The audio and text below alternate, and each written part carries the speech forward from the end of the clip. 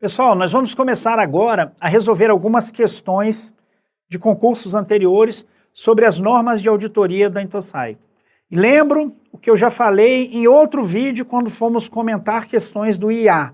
Naquele momento eu disse para vocês, olha, lembre-se dos princípios. O que é o IA? É o Instituto de Auditores Internos que cuida da auditoria interna. Então lembre-se dos princípios da auditoria interna. Aqui eu digo coisa semelhante.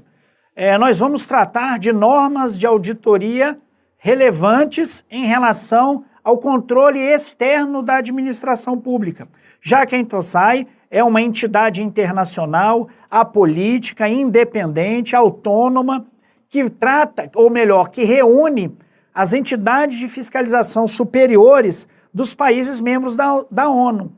Então, cada país tem sua entidade de fiscalização superior, seu Tribunal de Contas, sua controladoria, enfim, relacionadas ao controle externo da administração pública, e a Intosai congrega essas entidades. É por isso que agora, nesses exercícios sobre Intosai, a gente tem que se lembrar dos princípios do controle externo, que é um controle independente, é um controle que não faz parte de nenhum dos poderes, é um controle realizado cuja titularidade é do Poder Legislativo, com auxílio do Tribunal de Contas.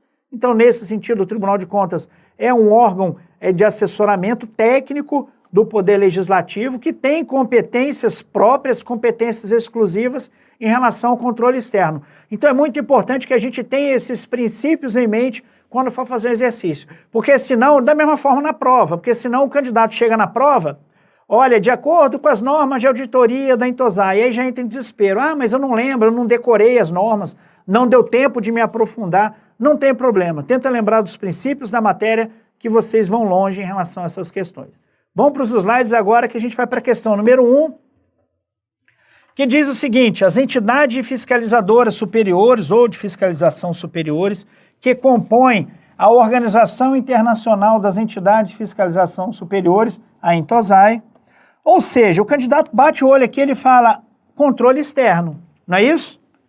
Então, controle externo, ele já controle externo, ele já se lembra dos princípios lá do controle externo. Então aqui está dizendo que essas EFS, entidades fiscalizadoras superiores, estão obrigadas a adotar um código de ética comum, o qual se aplica tanto aos auditores governamentais e aos dirigentes de suas próprias organizações, quanto aos auditores das respectivas entidades auditadas. Então essa questão, como nós vimos no decorrer da aula teórica, está errada, está duplamente errada. A primeira é dizer que as EFS, ou seja, as EFS da Intosai, todas as EFS devem utilizar um código de ética comum. E nós vimos que é exatamente o contrário. Cada EFS deve elaborar o seu código de ética, que vai se referir ao trabalho dos seus auditores, aos auditores externos, auditores do controle externo governamental. E é por isso que aqui também não entrariam os auditores das respectivas entidades auditadas, porque são auditores da auditoria interna. Então, também está incorreto nesse ponto. Tranquilo? Volto a dizer, mas eu não estudei a norma, e estou olhando aqui uma questão na prova falando da Intosai, eu não sei o que é isso. Tá, se pelo menos souber que é controle externo e tiver uma noção do que é a Intosai, vai acertar a questão. Essa aqui, no caso, é falsa, está incorreta. Segunda questão. Acerca das EFS e da Declaração de Lima, julgue os itens a seguir. Vamos julgar o item, então. Consoante a Declaração de Lima, é permitido às EFS usar à sua discrição os recursos alocados a elas em uma rubrica orçamentária separada. Bom, o que a questão está dizendo? Que a EFS deve ter autonomia orçamentária. E lembre-se que nós falamos orçamentária, financeira, lembre-se que nós falamos na nossa aula teórica que a independência da EFS deveria ser considerada em 3 esferas: em relação ao auditado, independência dos membros e do corpo técnico, né, dos membros e dos auditores, e a independência financeira. Então lembre-se disso. É por isso que eu digo que a questão está correta. Vocês devem ter visto que não tem erro nenhum na questão. A questão fala justamente dessa independência em relação aos aspectos financeiros, orçamentários. Resumindo, o Tribunal de Contas tem que ter recurso para poder trabalhar, não precisa ficar pedindo dinheiro quando for fazer um trabalho. Terceira questão, de acordo com o Código de Ética para os auditores do setor público da INTOSAI, o preceito do sigilo profissional, segundo o qual as informações obtidas pelos auditores em relação de suas funções não podem ser reveladas a terceiros. Então, esse princípio de sigilo profissional não se aplica aos casos de cumprimento das responsabilidades próprias da respectiva EFS. Então, está correto. Lembra que eu falei na parte teórica? Não vou nem perder tempo com essa questão, porque eu falei, olha, pessoal, o sigilo tem exceções, como, por exemplo, determinações legais, ordens judiciais e determinações profissionais, atribuições profissionais, que é o caso aqui. Ele está cumprindo responsabilidades próprias da EFS. Então, não entra, o sigilo profissional não entra nesse caso. Vamos dar um exemplo, o julgamento de uma conta, o julgamento das contas anuais de determinada autarquia. Posteriormente serão publicados na internet. Não dá para eu dizer, não, olha, eu não vou dizer aqui se essa autarquia está com as contas regulares ou irregulares, porque por causa do sigilo profissional, claro que não, é responsabilidade do Tribunal de Contas dar transparência a esse julgamento. Então essa questão 3 está certa, é verdadeira. Questão 4, as normas de auditoria da INTOSAI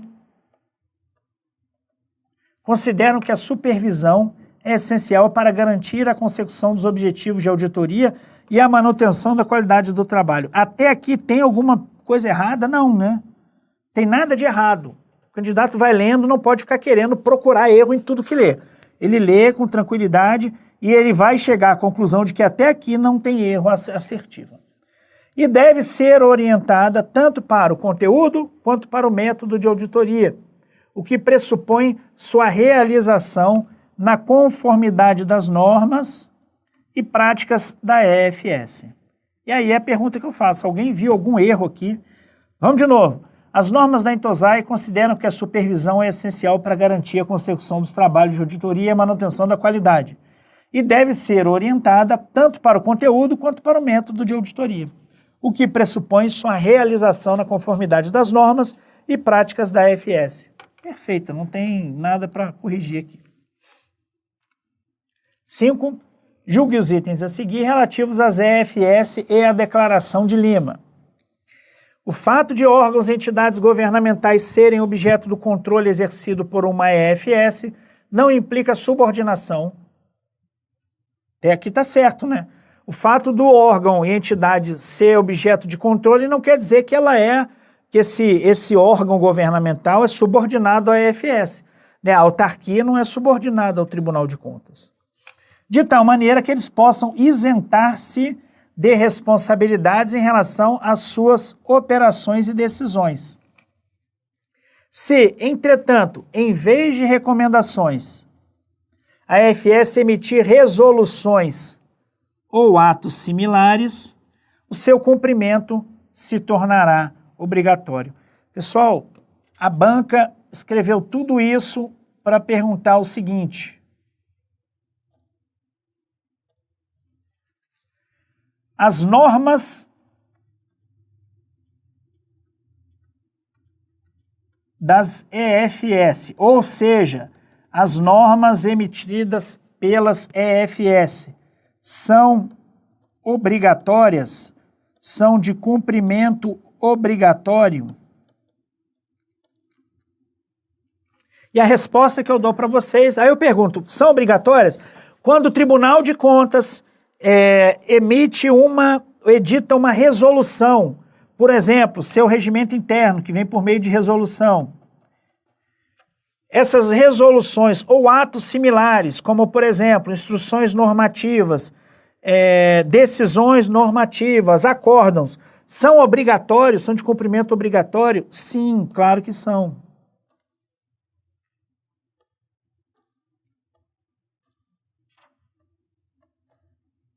Nós já vimos isso em vários momentos, nós sabemos disso, em vários momentos a gente vê isso, que as normas das EFS são obrigatórias aos seus jurisdicionados, ou seja, os órgãos e entidades sujeitos à sua jurisdição.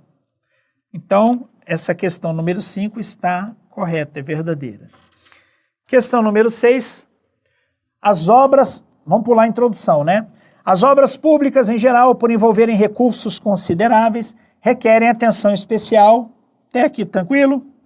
Cabendo à EFS exclusivamente o controle da regularidade das despesas efetuadas. A avaliação dos resultados e a qualidade da execução das obras constituem responsabilidade exclusiva dos próprios contratantes.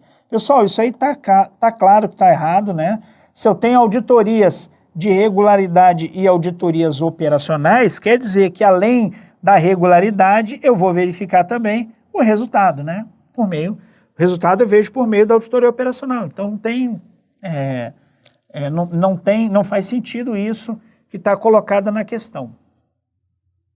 Dizendo que a EFS só vai ver controle de regularidade. Claro que não, né? Pessoal, essa questão número 7 que eu trouxe aqui é uma questão bastante polêmica. Quem acompanha lá no PDF a resolução vai ver. Na época trouxe muita discussão.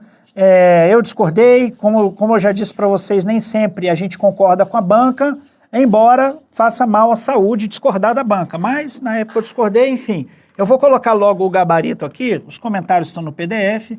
O gabarito dessa questão é verdadeiro, tá?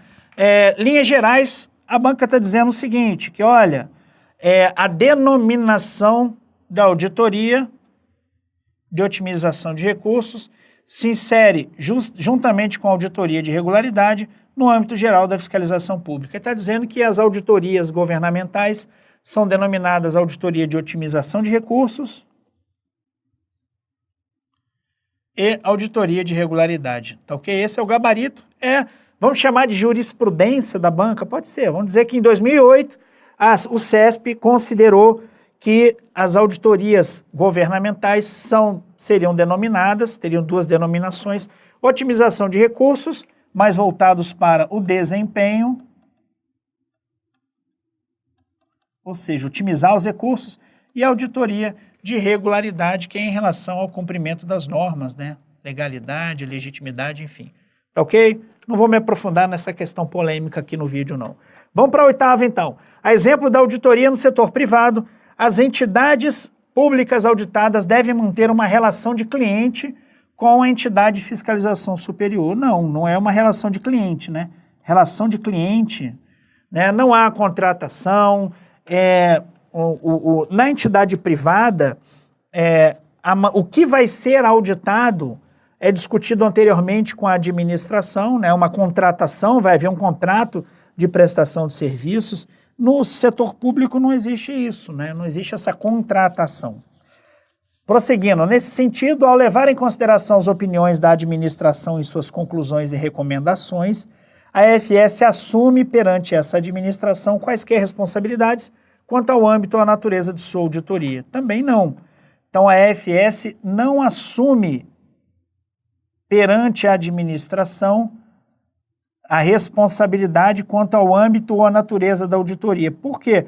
Porque a EFS deve ter autonomia para decidir, como nós já vimos, o que auditar. Então, ela não pode se comprometer, olha, eu só vou auditar tal aspecto, a minha auditoria só vai se relacionar a tal aspecto. A EFS deve ter autonomia para poder decidir o que vai ser auditado. É por isso que essa questão está errada. Questão 9, de acordo com o Entosai, as entidades fiscalizadoras superiores, quando responsáveis pela auditoria financeira das empresas privatizáveis, devem considerar que a auditoria contábil prévia à venda das empresas. Então, primeiro, a gente tem empresa privatizável, empresa que está em condições de serem privatizadas, de serem vendidas. Então, a banca está dizendo que, de acordo com o Entosai, essas EFS, quando forem responsáveis por essa auditoria financeira, devem considerar menor nível de risco, ou seja, que estão sujeitos a menos risco do que nos casos em que não haja transferência de propriedade. Então, observe o seguinte, se eu tenho uma empresa que deve ou está para ser privatizada, essa empresa está num momento muito especial da sua existência como empresa. Então, pode ser que os balanços dessa empresa, pode ser que os demonstrativos dessa empresa tenham sido, de alguma maneira, alterados para poder aumentar o valor da empresa, para poder apresentar uma saúde financeira que não existe, enfim. O fato de uma empresa estar para ser privatizada deve ser considerado pelo auditor como um momento de maior risco. É um momento específico. Ah, mas eu não estudei isso. Também não precisa estudar isso, é só a gente tentar entender.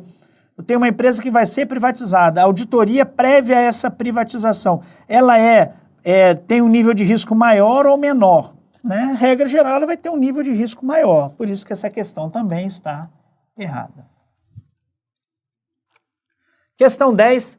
A Intosai é um organismo internacional cujo objetivo é fomentar o intercâmbio de 10 experiências entre EFS quanto ao controle das finanças públicas. Entre os documentos elaborados pela Intosai destacam-se a Declaração de Lima, o Código de Ética e as normas de auditoria, que eventualmente também são chamados de padrões de auditoria. Na Declaração de Lima só constam o controle prévio e o controle posterior, ao passo que no Brasil, além desses, há o controle concomitante, por expressa disposição legal. Essa questão foi uma questão muito bem elaborada, uma questão que, se por um lado é uma questão literal, que trata da Declaração de Lima, dizendo que na Declaração de Lima só havia o controle prévio e o posterior, e nós vimos aqui na aula que é exatamente isso. Lá a gente não tem expressa o controle concomitante, mas no Brasil, por expressa disposição legal, eu tenho o controle concomitante. Isso é verdadeiro. Então vamos ver aqui, expressa disposição legal do controle concomitante. Artigo Lei 8666, artigo 113, parágrafo 2º. Então, na Lei 8666, a Lei 8666, como todo mundo sabe, né? É uma das primeiras coisas que a gente aprende quando está estudando para concurso. A Lei 8666 é a lei que trata das licitações e contratos na administração pública. Então, essa Lei 8666, no seu artigo 113, parágrafo 2º, diz o seguinte. Vocês viram como eu ganhei tempo com vocês aqui até abrir aqui o artigo 113, né, pessoal? Então, eu vou ler aqui para vocês o artigo 113, parágrafo 2º, para vocês verem exatamente o que consta do controle concomitante. Os tribunais de contas, estou lendo agora, ganhei alguns minutos importantes com vocês até eu abrir aqui 8666. Estou lendo agora o parágrafo 2º do artigo 113 da Lei 8666, e diz o seguinte: os tribunais de contas e os órgãos integrantes do sistema de controle interno poderão solicitar para exame até o dia útil imediatamente anterior à data de recebimento das propostas, cópia de licitação já publicado, obrigando-se os órgãos ou entidades da administração interessada à adoção das medidas corretivas. Ou seja, ainda durante a licitação, ou seja, concomitantemente à licitação, eu já tive o edital publicado, mas eu ainda não tive o recebimento das propostas. Já tenho o edital e durante esse período, né, até o recebimento das propostas, o Tribunal de Contas e os órgãos do sistema de controle interno, eles podem obrigar a administração ou podem solicitar informações, podem determinar medidas corretivas nessa licitação. Ou seja, é exatamente o que a gente entende por controle concomitante. Tranquilo? Então essa questão está correta. Existe sim na administração pública brasileira a previsão legal de controle concomitante. Nesse caso, no exemplo que nós demos, Lei 8.666, artigo 113, parágrafo 2º. Prosseguindo, questão número 11. A respeito das normas da Intosai, julgue os itens a seguir. Quando em um parecer de auditoria, então vamos lá, está falando de parecer de auditoria, se fizer referência à economicidade de determinada aquisição de bens ou serviços realizada por órgão público, se estará referindo à oportunidade de redução de custos na compra auditada, mantendo-se nível adequado de qualidade. O atributo da economicidade trata justamente disso. Quem tem dúvidas sobre definição de economicidade para concursos, está aqui. Redução de custos, mantendo qualidade.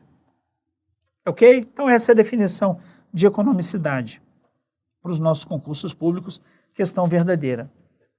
Pessoal, encerramos aqui uma bateria de exercícios comentados, de questões comentadas sobre as normas da Intosai, e em breve vocês também estudarão as normas, as ISAI, que também são normas da Intosai, e lá nós vamos realizar também uma série de exercícios.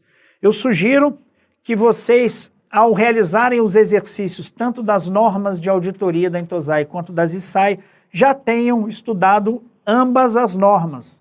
Então, Código de Ética, Declaração de Lima, normas de auditoria e as ISAI, e depois façam os exercícios como um todo. Muito obrigado e até a próxima.